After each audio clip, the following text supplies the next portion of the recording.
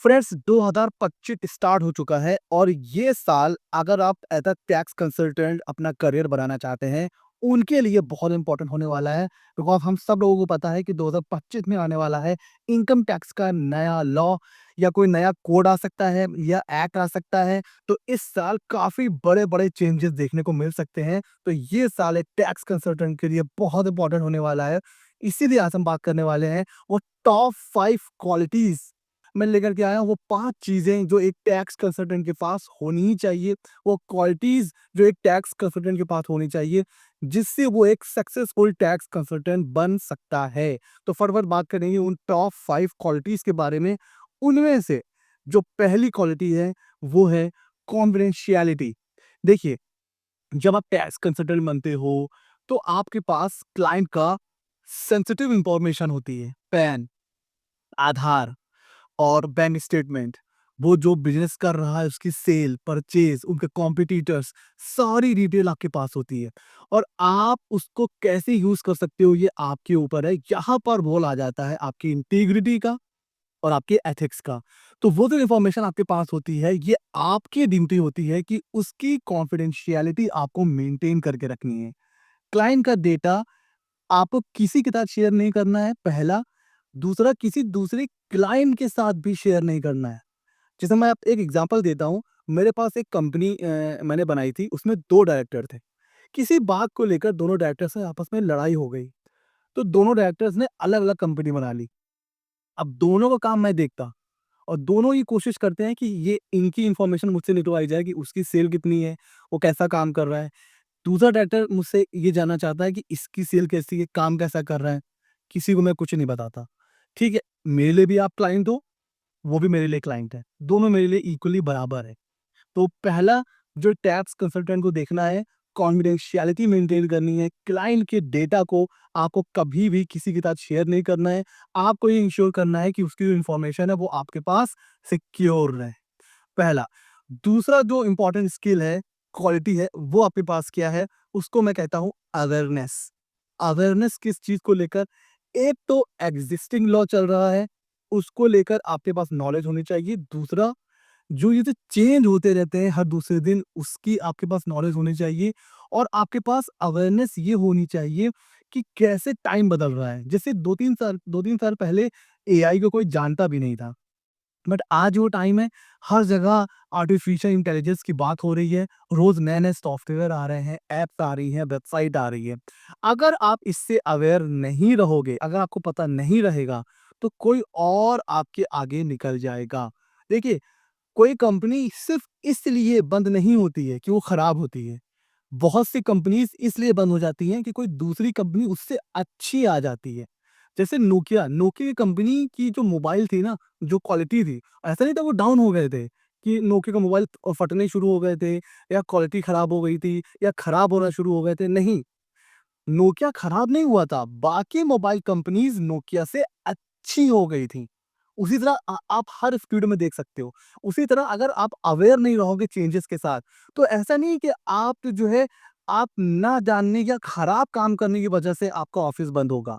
दूसरा आपसे अच्छा कर रहा है, इसलिए आपका बिज़नेस या आपका जो भी ऑफ़िस है वो बंद हो सकता है, आपकी टैक्स कंसल्टेंसी पर इम्पैक्ट पड़ सकता है। तो अवेयर रखिए अपने आप को कि कैसे चेंज हो रहा है, उसको उस चीज़ को अडैप्ट करिए। ये मत सोचिए यार ये नई चीज़ है, इसको नहीं, मैं तो भैया जो कर रहा हूँ वही करूँगा। नो, अगर कोई नया चीज़ चेंज हो रहा है उसके बारे में जानिए, उसको अपनी प्रैक्टिस में उसको इंक्लूड करने की कोशिश करिए। ठीक हो गया? तीसरा सबसे इम्पोर्टेंट इस जो स्किल है, क्वालिटी है, वो है कम्युनिकेशन स्किल। देखिए, आपके पास किसी चीज़ की नॉलेज है, किसी चीज़ की नॉलेज होना एक अलग बात होती है, उसको किसी के सामने प्रेज़ेंट करना, वो अलग चीज़ है। क्लाइंट कुछ क्लाइंट्स ऐसे होते हैं जो किसी नोन के थ्रू आते हैं, कुछ आते हैं जो आपको बिल्कुल नहीं जानते हैं, सुन के आते हैं, ऑनलाइन देख कर के आते हैं, वो आपको बिल्कुल नहीं जानते, उनको नहीं पता कि आपकी नॉलेज कितनी है, आपकी पर्सनैलिटी कैसी है। यहाँ पर आप इम्प्रेस कर सकते हो अपनी कम्युनिकेशन स्किल से। तो तीसरी सबसे इम्पोर्टेंट जो क्वालिटी है, वो है आपकी कम्युनिकेशन स्किल, उस पे काम करिए। आप जब क्लाइंट आपके पास आ रहा है, उसको साथ आपको कन्वर्सेशन कैसे डेवलप करनी है, जैसे कि मैंने अभी आपको बताया कॉन्फिडेंशियलिटी बहुत इंपॉर्टेंट है, तो आपको ये इंश्योर करना है कि जो आपका क्लाइंट आपके पास आया है, तो आपसे बेटर ऑप्शन उसके पास नहीं है। आपको अपनी बातों से उसको इम्प्रेस करना है, उसको इस बात का भरोसा दिलाना है कि कि आप उसका काम हैंडल कर सकते हो और ये सारी चीज़ें किससे हो सकती हैं, आपकी कम्युनिकेशन स्किल पर। तो नॉलेज है आपके पास, प्रैक्टिकल नॉलेज है, थ्योरी नॉलेज है, सब कुछ है। बट आपकी कम्युनिकेशन स्किल ही नहीं अच्छी है, तो कहीं न कहीं आप लैग कर जाओगे। क्लाइंट्स आपके बनेंगे, स्लो बनेंगे। जिसकी स्किल अच्छी है, उसके फटाफट बनेंगे। तो ये तीसरी क्वालिटी है कम्युनिकेशन स्किल। चौथी क्वालिटी की बात कर लें और ये क्वेश्चन बहुत बार भी आता है, डिग्री, नॉलेज कितनी होनी चाहिए? सर हम टैक्स कंसल्टेंट बनना चाहते हैं, हमारे पास डिग्री कौन-सी होनी चाहिए? कुछ लोग ये कहते हैं सर हाई स्कूल पास क्या टैक्स कंसल्टेंट बन सकता है? क्या इंटर पास आउट बन सकता है? अगर कोई स्किल नहीं है, तो देखिए सीए, सीएस, सीएमए ये तो आपको पता है एक प्रॉपर कोर्स है। उसके अलावा लॉयर बन के भी आप टैक्स कंसल्टेंट बन सकते हो। लेकिन टैक्स कंसल्टेंट बनने के लिए कहीं कोई सिलेबस डिफाइन नहीं है, कहीं कोई मिनिमम क्वालिफिकेशन नहीं है। स्टिल जो मिनिमम क्राइटेरिया है, आपके पास एटलीस्ट ग्रेजुएशन की डिग्री तो होनी ही चाहिए। अगर आपके पास ग्रेजुएशन की डिग्री नहीं है, तो आप अगर अपना ऑफिस ओपन करके बैठोगे और अगर आपके क्लाइंट को पता चला कि आपके पास ग्रेजुएशन की डिग्री भी नहीं है, तो आपके पास कोई काम लेके नहीं आएगा। जितनी हायर डिग्री आपके पास है, वो तो और बेटर है। बीकॉम के बाद या एमकॉम है, एमबीए है, एलएलबी है, मतलब जितनी हायर डिग्री होती चली जाएगी, उतना बेटर है। बट एटलीस्ट आपका ग्रेजुएशन तो होना ही चाहिए। उसके अलावा तो अलग-अलग जो जो डिप्लोमा होते हैं, जो सर्टिफिकेट्स होते हैं, इनका भी इम्पैक्ट पड़ता है। वो भी आपके पास होनी चाहिए क्योंकि इन चीज़ों से आपके अंदर भी कॉन्फिडेंस आता है, ठीक है? कोई पूछ ही बैठे कि आप क्या हो तो एटलीस्ट आप बता सकते हो, ठीक है? उसके अलावा जीएसटी प्रैक्टिशनर का सर्टिफिकेट आप जीएसटी वेबसाइट से ले ही सकते हो, ठीक है? और थोड़ा-सा अगर आपके पास ग्रेजुएशन की डिग्री होती है तो आपके दरवाज़े खुल जाते हैं। आप एलएलबी परस्यू कर सकते हो, आप एमबीए कर सकते हो, है ना?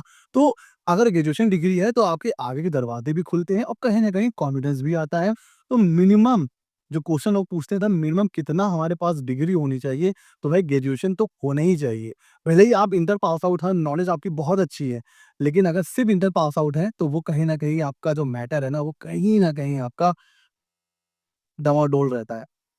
5वीं जो क्वालिटी है, वो है सबसे इम्पोर्टेंट। देखिए, स्किल होना अलग चीज़ हो गई, communication skill, confidentiality, knowledge, awareness. 5वां है आपकी लेवल ऑफ नॉलेज, किसके बारे में? Problem solving. देखिए, एक क्लाइंट आपके पास आता है, तो क्या सोच के आता है? कौन आता है आपके पास? सब बिज़नेसमैन आता है। बिज़नेसमैन का जो कोर फील्ड होती है वो क्या होती है? वो बिज़नेस करता है। तो जो एक बिज़नेसमैन होता है ना, मैं उसकी आपको एक सिंपल मेंटालिटी बताता हूँ। वो ये चाहता है कि उसका पूरा फ़ोकस रहे अपने बिज़नेस के ऊपर, ठीक है? और जो सीए साहब हैं, जो कंसल्टेंट साहब हैं ना, वो पूरा का पूरा उनका कंप्लायंस का पार्ट सँभाल लें। और जब आपका बिज़नेसमैन किसी प्रॉब्लम में फँसे, तो आप अपनी एडवाइस से उसको वहाँ से निकाल सको। कोई नोटिस आए, उसका रिप्लाई उससे आपको निकालना है। कहीं कोई प्रॉब्लम में फँस गया है, कोई रजिस्ट्रेशन अटक गया है, कहीं से कोई अप्रूवल आना है, समझ रहे हो ना? तो क्लाइंट की प्रॉब्लम सॉल्विंग जो कंसल्टेंट जितनी बेटर तरीके से करेगा, मैंने देखा है कुछ लोग पता है क्यों फेल हो जाते हैं? मैं सीए की बात कर रहा हूँ।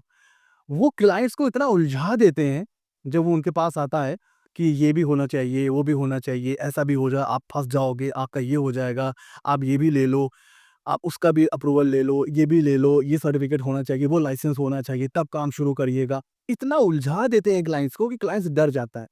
वो आता है कंसल्टेंट के पास अपनी प्रॉब्लम लेकर और वो ये चाहता है कि जब वो वहाँ से निकले, तो एकदम सैटिस्फाई होके निकले कि बस अब मुझे कोई टेंशन नहीं, मेरा सारा काम जो है ना, वो टैक्स कंसल्टेंट हमारा हैंडल कर लेगा।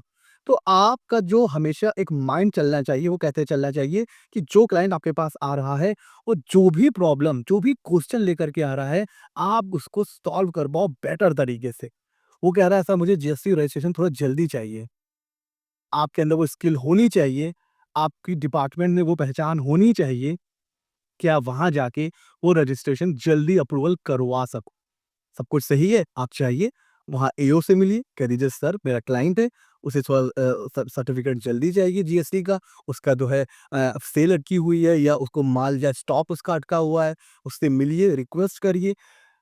जब आप मिलोगे ना जाके जीएसटी ऑफ़िसर से तो काम हो जाता है, ठीक है? अब आपका क्लाइंट वैसे तो लगते हैं 7 दिन, 10 दिन, लेकिन हो सकता है आपकी डिपार्टमेंट में पहचान है, वो काम 3-4 दिन में हो जाए।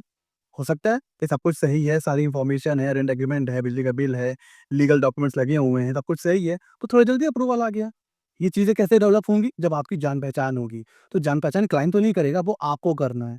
तो अब क्लाइंट आया, उसने कहा कि मुझे चाहिए 3 दिन में रजिस्ट्रेशन और आपने करवा के दे दिया। ये है उसकी प्रॉब्लम को आपने सॉल्व कर दिया। इससे उसका कॉन्फिडेंस, उसकी जो बिलीव है, वो आपके ऊपर बढ़ेगा। जब उसका आपके ऊपर कॉन्फिडेंस बढ़ेगा, तो वो आपसे जुड़ के रहेगा कि भाई हमारा जो कंसल्टेंट है, वो सारे काम यूँ कर देता है। समझ रहे हो? तो ये वो 5 इम्पोर्टेंट स्किल है, जो एक टैक्स कंसल्टेंट के पास होनी चाहिए। 2025 टैक्स कंसल्टेंट के लिए बहुत इम्पोर्टेंट ईयर है। जैसे कि मैंने बताया, नया पूरा लॉ आने वाला है। अब एक्ट आएगा कि कोड आएगा, नहीं पता। उसका ड्राफ्ट मतलब आ सकता है। बड़े-बड़े, छोटे-मोटे चेंज इस साल हमें देखने को मिलेंगे। तो एक टैक्स कंसल्टेंट के लिए ये बहुत इम्पोर्टेंट ईयर है। अगर आप सोच रहे थे कि आप अपनी प्रैक्टिस स्टार्ट करना चाह रहे थे, तो बहुत सही समय है। ठीक है? तो आई होप इस वीडियो से आपको कुछ सीखने को मिला होगा। अगर इस चैनल से आपकी नॉलेज कुछ बढ़ रही है या मैं आपकी नॉलेज में कुछ वैल्यू एडिशन कर पा रहा हूँ, तो चैनल को सब्सक्राइब कर लो और चैनल को शेयर करो। मिलते हैं अगले नॉलेजेबल वीडियो में।